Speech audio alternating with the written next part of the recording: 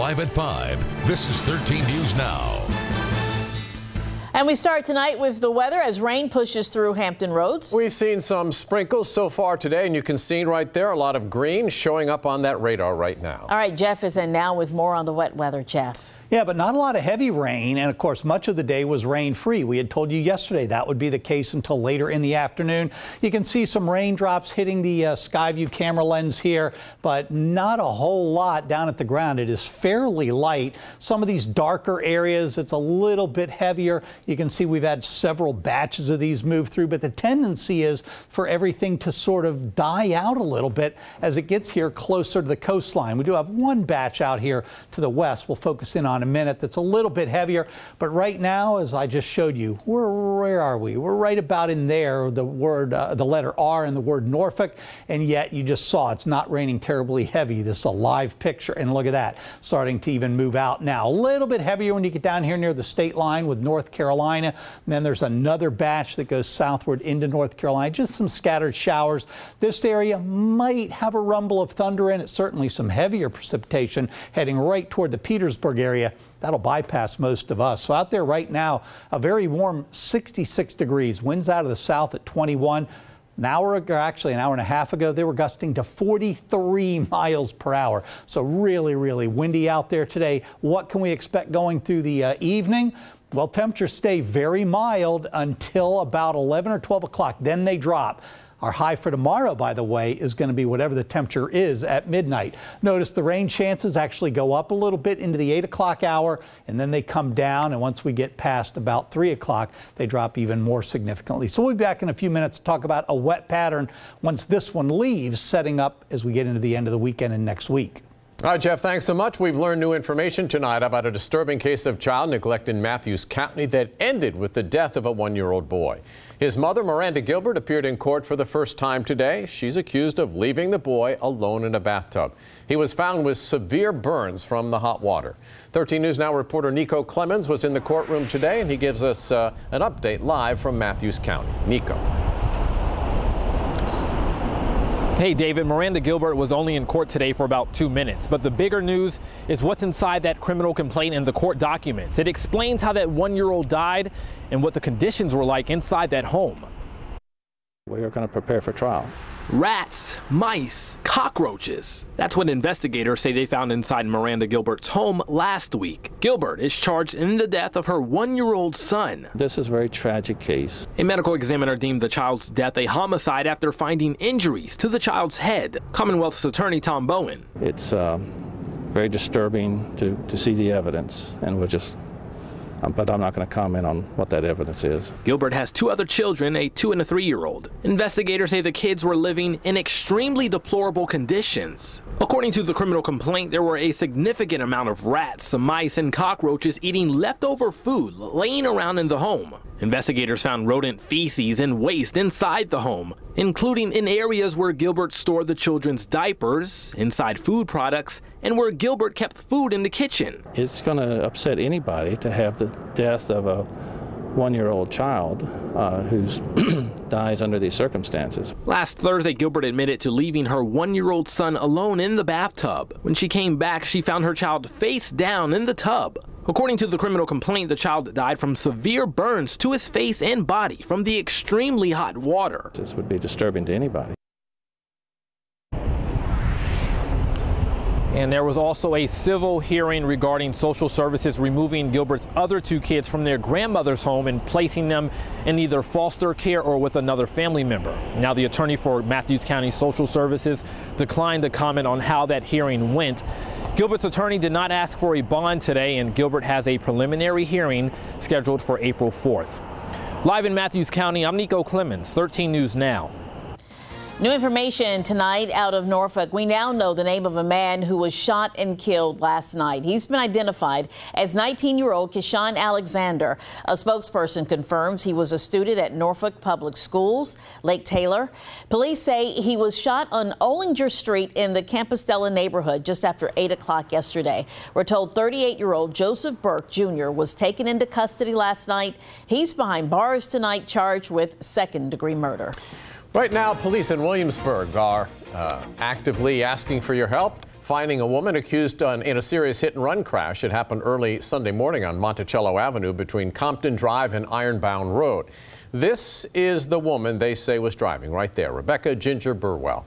Police tell us she lives in Newport News. They say the passenger in the car is in critical condition tonight. If you know where Burwell may be, call the crime line at 1-888-LOCK-YOU-UP. Developing tonight in Richmond, a bill to create an Ashanti alert is making its way through the General Assembly. It's similar to an Amber Alert, but for adults. It's named after Ashanti Billy, the 19-year-old from Virginia Beach, kidnapped from JEB Little Creek last fall. Police found her body in Charlotte weeks later. 13 News Now reporter Jacqueline Lee is in the studio with where the bill stands. Jacqueline. Janet, the bill is making its way through the House. It unanimously passed the Militia, Police, and Public Safety Committee and will go before the Appropriations Committee tomorrow. This is forward-looking. Delegate Jay Jones is talking about a bill that would create an adult version of an Amber Alert, a system he says is critically needed. And we want to make sure that this doesn't happen to other people so that other families don't have to experience the same pain that they did. He's talking about the parents of 19-year-old Ashanti Billy after she was kidnapped from JEB Little Creek and eventually murdered by accused killer Eric Brown. Her parents believe more could have been done. I wholeheartedly believe that had there been some type of alert that was able to be put out for her, she may have been coming home with us of her own free will. Delegate Jones proposed the Virginia Critically Missing Adult Alert Program, dubbed the Ashanti Alert.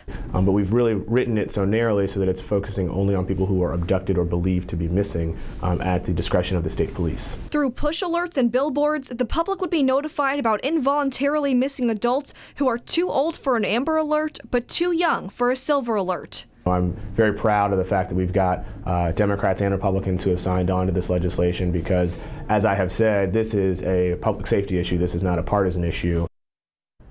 And this bill has a $50,000 price tag that would allow Virginia State Police to update their computer systems to support the program. Now, Jones worked with several key stakeholders to develop this program. I'll tell you who they are and what their roles would be on 13 News Now at 6. Live in studio, Jacqueline Lee, 13 News Now.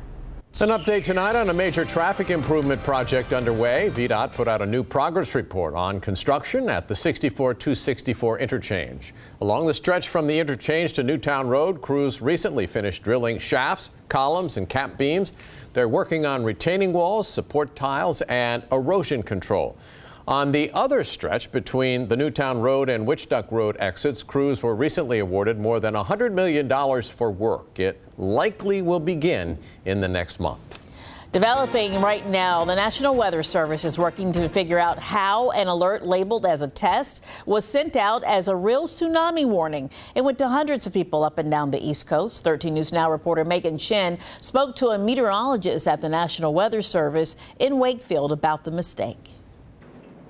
Well, the National Weather Service here in Wakefield says, of course, they got the test tsunami warning. Here's a detailed description of it, but it stopped once it got here because of this last line on the letter saying T, standing for test. Every tsunami alert and test comes to the National Weather Service from the Tsunami Warning Branch. It stopped in most places where it was supposed to stop. But Tuesday morning around 8:30, a test was shared as a real warning. We're getting a lot of phone calls. Of course, we know we didn't release it. We know it didn't come from our office specifically. Jeff Orrock is the meteorologist in charge at the Wakefield National Weather Service. So these are all these jurisdictions being defined up and down the entire eastern seaboard. He says the message they got about the tsunami test shows it's a test. You got the test coding in the header, which is required. You know, a headline here saying that this message is for test purposes only. And at the end of the message, it says T for test. So to him, it's a mystery how the false alert was made. Yeah, I think that's probably a valid question. NOAA claims the app, AccuWeather, sent the false message. A press release from the weather app company says the test was miscoded by the National Weather Service as a real warning. I'm sure, you know, there's no malintent on anybody's part. Orrock says he hopes people go back to compare what caused the mistake alert. Well, it could take a little while to figure out exactly where the mistake happened yesterday. Stay with us for 13 News Now at 6 o'clock. We'll show you a little bit of the process of how they actually send out a real test alert. Reporting in Wakefield, Megan Shin, 13 News Now. Well, now the National Weather Service wants you to know about another upcoming test alert. The morning of March 20th, they'll send out an alert about a tornado warning. Again, it will just be a test, so you don't have to worry. Two more areas on the Eastern Shore are getting what's called fiber-to-the-home broadband service. It's a project run by the Eastern Shore Virginia Broadband Authority. Take a look. The first area is just across the Chesapeake Bay Bridge Tunnel in Kiptopeke and Townsend. The green line you see on the map there shows the roads and homes that will get the service. The second area is Greenbackville, just south of the Maryland border. The fiber-to-the-home project started in September of 2016. And it's been steadily expanding to serve more homes since then. A new type of license plate is coming to Virginia with a message to highlight the dangers of distracted driving. The question now is what it will look like. Judges across the state have narrowed down 8 finalists in the DMV's Take Action Against Distraction design contest. Nearly 200 students submitted ideas. Now the DMV is going to modify each of these designs to be used on a license plate. Then they'll be released for the public to vote on them. All right, now to a story you'll see only on 13 News Now. The kids at CHKD are the epitome of bravery and strength, and they deserve gowns that truly represent the superheroes they are. With the help of Dunkin Donuts and the Starlight Children's Foundation, patients picked out a brave gown today. Then they strut their stuff, showing off their new superhero masks, gowns, and socks on the red carpet. So I think each of these kids has a unique trait that makes them a superhero, and it might be getting out of bed today because they've been in bed for a month. They're a superhero because they used all their strength to just get out of bed today. The hospital also received $10,000 to help supply the teen room. From the masks and gowns to new teen room equipment, the hospital says it's all about making sure these kids soar as the superheroes they are.